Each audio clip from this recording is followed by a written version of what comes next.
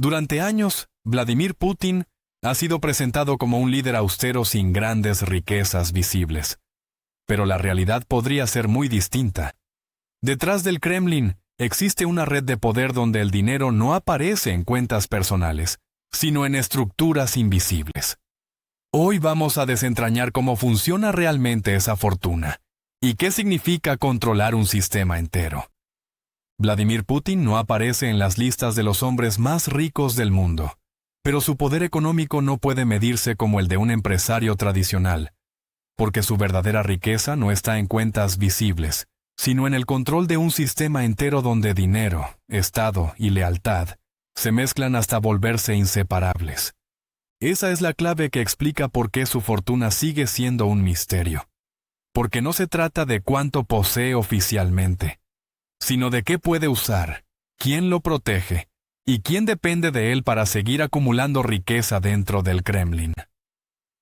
A diferencia de otros líderes, Putin no construyó su poder desde una empresa, sino desde el aparato estatal, aprovechando el colapso de la Unión Soviética y el caos de los años 90, para posicionarse dentro de un sistema donde el control político era la puerta de entrada a la riqueza real. Su ascenso dentro de los servicios de inteligencia y posteriormente en la política le permitió entender algo fundamental. En Rusia, el poder no lo tenía quien creaba valor, sino quien controlaba los recursos estratégicos y las estructuras que los administraban. Cuando llegó a la presidencia, el país estaba dominado por oligarcas que habían acumulado fortunas enormes durante la privatización, pero que dependían de la debilidad del Estado para mantener su posición. Putin cambió ese equilibrio completamente, dejando claro desde el inicio que el poder económico debía subordinarse al poder político, y no al revés, obligando a los grandes empresarios a alinearse con el Kremlin o desaparecer del tablero. Esa decisión fue el punto de partida de su verdadero imperio, porque no necesitaba convertirse en el dueño directo de las empresas. Le bastaba con controlar a quienes las dirigían y decidir quién podía seguir operando dentro del sistema. Si te interesa entender cómo funciona realmente el poder detrás del dinero, suscríbete ahora y deja tu like, porque aquí analizamos lo que casi nunca se cuenta. A partir de ese momento, la riqueza en Rusia dejó de ser completamente privada y pasó a ser condicional, dependiendo de la cercanía al poder central y de la capacidad de mantener la lealtad en un entorno cada vez más controlado. Esto creó una red de empresarios, políticos y figuras intermedias cuya prosperidad dependía directamente del Kremlin, generando una estructura donde el dinero fluía hacia arriba en forma de influencia, acceso y protección. En este modelo, la fortuna de Putin no necesita aparecer a su nombre, porque el sistema entero actúa como una extensión de su poder, permitiéndole disfrutar de recursos, propiedades y ventajas que formalmente no le pertenecen. Investigaciones internacionales han señalado durante años la existencia de activos vinculados a su entorno cercano, desde propiedades de lujo hasta participaciones en empresas, gestionados por personas de su círculo más íntimo. Uno de los casos más conocidos es el llamado Palacio en el Mar Negro, una propiedad de dimensiones extraordinarias cuya financiación ha sido atribuida a empresarios vinculados al poder, lo que refleja cómo funciona esta red de riqueza indirecta. Aunque el Kremlin ha negado reiteradamente que ese tipo de activos pertenezcan a Putin, el patrón se repite en múltiples investigaciones, siempre con la misma lógica. Riqueza formalmente separada, pero funcionalmente accesible.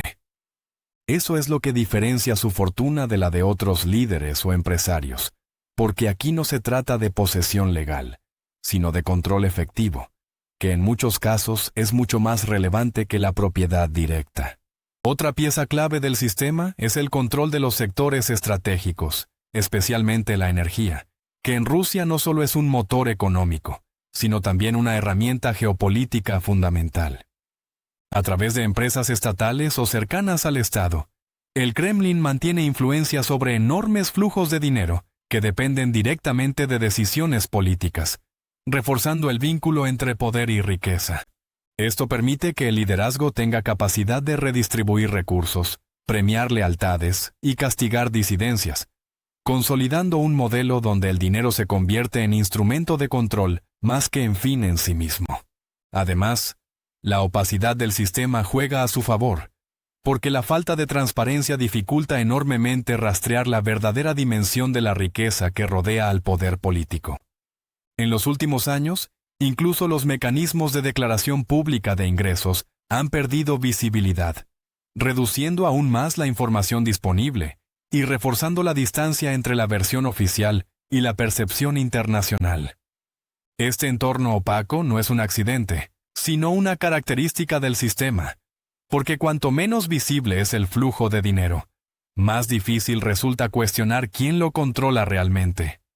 Desde un punto de vista estratégico, esto le ha permitido a Putin construir un modelo extremadamente resistente, donde la riqueza está distribuida entre aliados, pero el control permanece centralizado.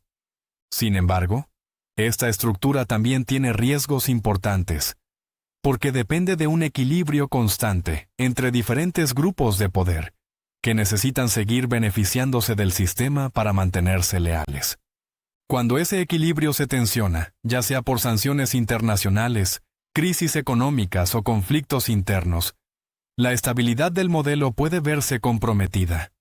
Aún así, hasta ahora, el Kremlin ha demostrado una gran capacidad para adaptarse, redistribuyendo activos y reforzando su control en momentos de presión externa, lo que ha permitido mantener la cohesión del sistema. En este canal analizamos cómo se construyen los imperios modernos, y el caso de Putin demuestra que el poder real no siempre se basa en lo que aparece en los registros oficiales. A veces, la verdadera riqueza consiste en situarse en el centro de una red, donde todos dependen de tus decisiones para mantener su posición, su dinero y su seguridad. Esa red es mucho más difícil de medir que una fortuna tradicional, pero también mucho más difícil de desafiar, porque no se sostiene solo con capital, sino con lealtad, miedo y control político.